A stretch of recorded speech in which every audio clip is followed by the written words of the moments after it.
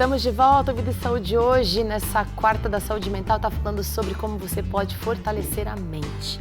E olha, falamos sobre muita coisa aqui, é fácil falar na teoria, mas na prática a gente precisa entender que vai ser diferente para cada um de nós. E se de repente a gente se depara com uma situação difícil de lidar, como é que será que a gente vai reagir? Bom, quero te convidar para conhecer a história da Patrícia, que passou por muitas situações dolorosas e ela vai contar agora pra gente como ela conseguiu ser forte. Dá uma olhada. Se eu te perguntasse quais características uma pessoa forte tem que ter, o que você me responderia? Bom, tem pessoas que pensam que ser forte é ser inabalável. Sabe aquela pessoa que está sempre sorrindo, alegre, divertida, se animando?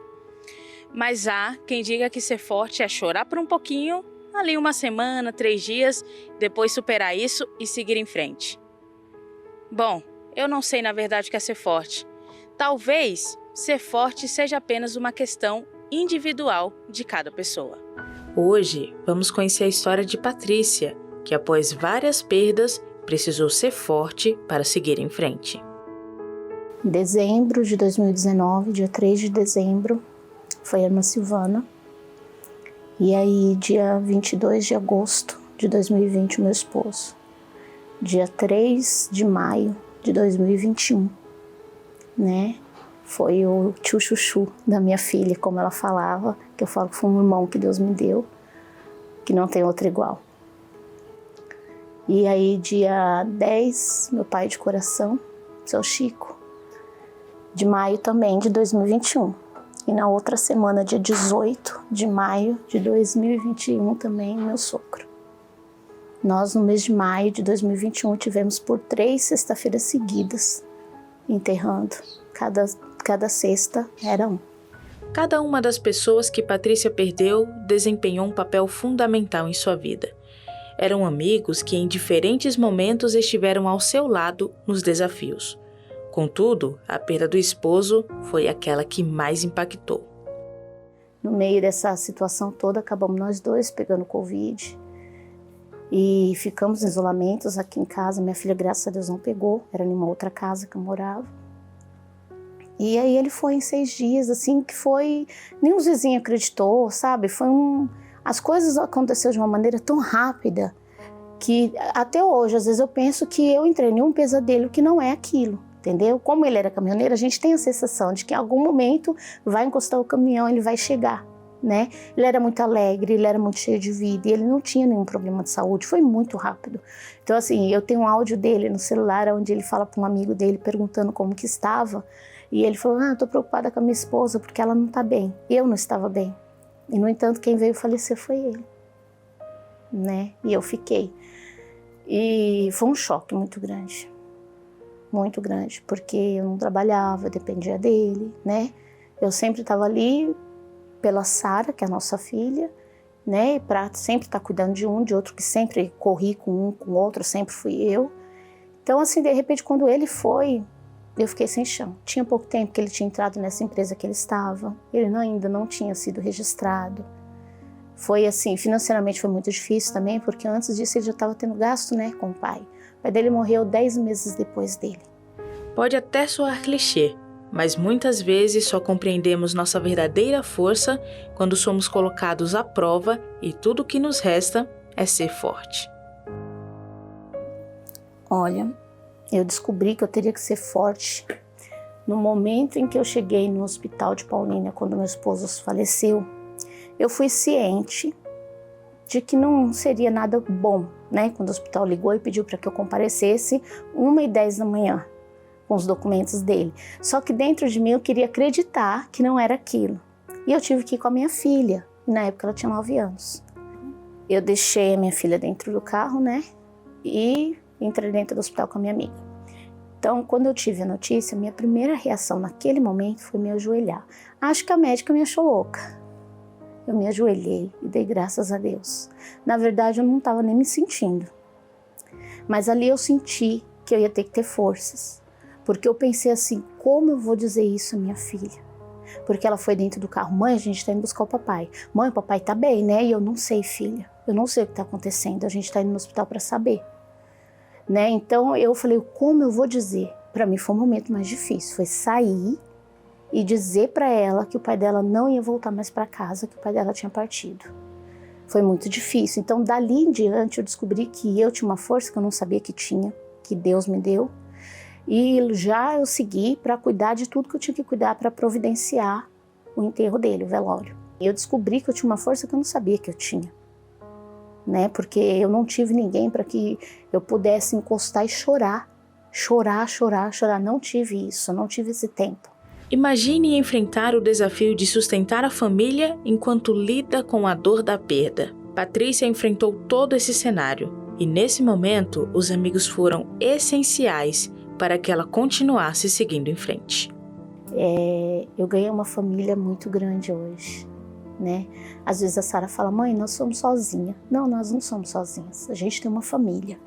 E essa família é muito mais importante do que a de sangue, porque a de sangue a gente não escolhe, você tem. E a do coração escolhe você escolhe ela. São pessoas que fazem questão de estar do seu lado simplesmente porque gostam de você pelo que você é. Então, por que eu não vou ficar feliz? Durante muito tempo eu vi tudo cinza. Quando a gente entra em luto, você não enxerga cor. Você olha para as coisas, pode estar o céu brilhando, né? Enfim, eu amo plantas, flores. Você não via cor, eu não via. Eu via tudo cinza. Mas mesmo nesse mundo cinza, eu entendi que eu estava com um monte de pessoas me abraçando. Um dia eu estava aqui numa tristeza muito grande. Eu encostei na pia, comecei a lavar a louça chorando para Deus. E aquela tristeza, aí de repente bateram palma. Quando eu saí para fora, era uma moça da igreja. E ela falou assim, ai Paty, eu passei aqui para te dar um abraço. Eu não te vi mais esses dias, eu queria te abraçar e dizer que você não é sozinha. E ela não frequenta a minha casa todos os dias, a gente se vê na igreja, sabe? Mas aquilo para mim foi de uma importância tão grande que talvez nem ela saiba, né? Eu passei aqui para te dar um abraço e eu estava precisando desse abraço.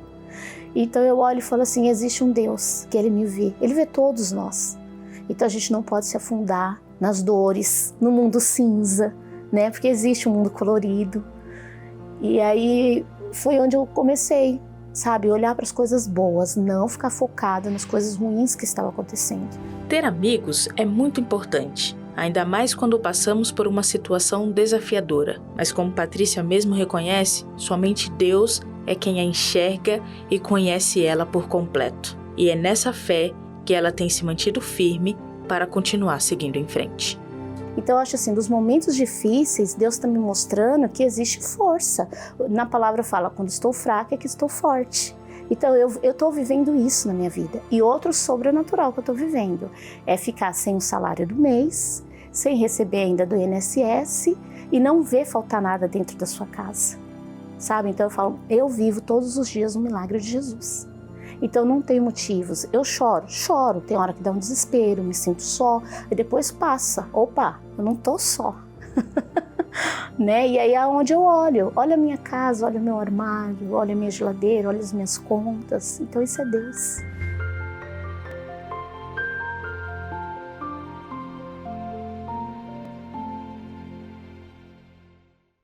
Que lição, Patrícia. Que lindo ver você enxergando esse copo mais cheio do que vazio, com a metade mais para cima do que mais para baixo. Que Deus te fortaleça, querida. E, Dr. Douglas, um belo exemplo de que o ser humano é capaz. Sim, é uma história muito forte, muito impactante, né? E a Patrícia mostra pra gente que é possível. Eu me lembrei de um texto de Ellen White, no Desejado de Todas as Nações, o Divino Pastor, ele diz assim, eu conheço as suas lágrimas, eu também chorei. Aqueles pesares demasiado profundos para serem desafogados por qualquer ouvido humano, eu os conheço. Não penseis que estáis perdidos e abandonados, ainda que a vossa dor não encontre eco em nenhum coração da terra, olhai para mim e vivei. Esse texto é lindo. Esse texto diz que você não está só, né? No mundo vai ter aflições, mas tem de bom ânimo. Eu venci o mundo. Esse é um bálsamo para a alma da gente. É aquela tabuinha, né? A pessoa está na água, não tem, olha para os lados, não tem nenhum lugar, mas aquela tábua é o suficiente para o socorro chegar de alguma maneira, doutor César. Deus é especialista nisso. Tem uma frase que a gente usa, todos os seres humanos que já passaram por situações difíceis e que sentiu a sua impotência para lidar com a situação, essa frase é assim, só por Deus, não é? Sim. Só por Deus. Quer dizer, realmente, Deus é um ser presente na nossa vida, na vida de qualquer ser humano. Essa mesma autora que o Dr. Douglas falou, ela tem um texto que no final do texto ela fala assim, Deus, o Criador do Universo, né, está sempre em ação entre os seres humanos, não para destruí-los, mas para corrigi-los e preservá-los. Então, em situações da nossa vida, o profissional tem seu limite, o médico tem seu limite, o psicólogo tem seu limite, o parente tem seu limite. Então, quando você recorre a Deus em oração, crendo que Ele te ouve, ali é onde vem a força, né? Quando Jesus falou assim, eu vos dou a minha graça, né? Graça não é uma filosofia, graça é um poder, graça é uma energia. Graça é uma capacitação para eu e você conseguirmos suplantar uma dor que só por Ele a gente consegue. Olha, e uma das coisas que mais me impressionou na história da Patrícia foi a fé dela. E não importa se você não esteja vivendo essa situação dura, difícil aí como a Patrícia, se de repente você está vivendo uma fase boa, não importa, a sua fé é importante. E é por isso que a Novo Tempo preparou essa programação especial que você vai acompanhar a partir de sexta, que vai até domingo, 29 a 31 de março, é o especial de Páscoa, eu creio. Dá uma olhada nesse recado. A Páscoa aponta ao sacrifício de Cristo no Calvário, sua morte e redenção. O Cordeiro de Deus foi entregue para nos salvar dos pecados e nos libertar. O preço já foi pago na cruz. Nos dias 29, 30 e 31 de março, às 8 da noite, o pastor Gilson Brito vai te contar melhor sobre esse sacrifício no especial de Páscoa Eu Creio, na Novo Tempo.